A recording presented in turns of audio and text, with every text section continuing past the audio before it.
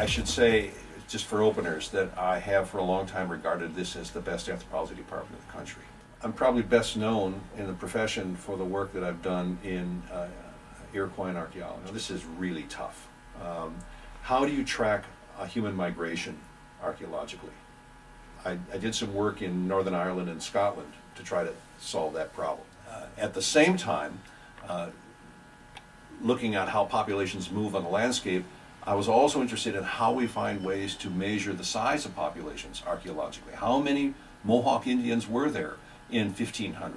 How many in 1550? How many in 1600? How many in 1650? How many were there before the epidemics and how many were there after? And how do we see that archaeologically? The Mohawk Valley was the perfect place to try to solve those kinds of problems, and in the nature of the archaeology of that area, I was able to get at those kinds of questions.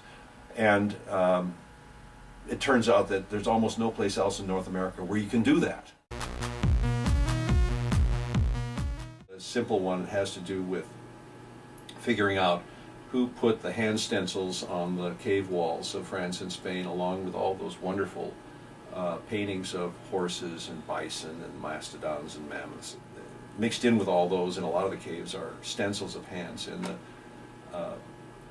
the literature says that these were made by men and boys because most of the archaeologists that have been working on these things for years and years have been men and boys. And so when I looked at them one day 5-6 years ago, I realized that some of them looked very feminine. It turns out that digit ratios in fingers are different between males and females, and you can, it's a statistical thing, you can determine whether a hand stencil was probably made by a man or probably made by a woman or probably made by a boy or a girl. And when you actually do those measurements, it turns out that 75% of these things were made by women.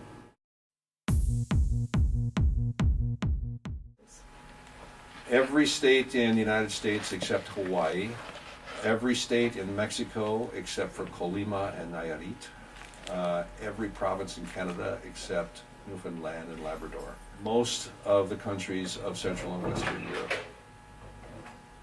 and Australia. I'm not bound by a cube. Travel the world studying what I want. And become a better, well-rounded person while doing it.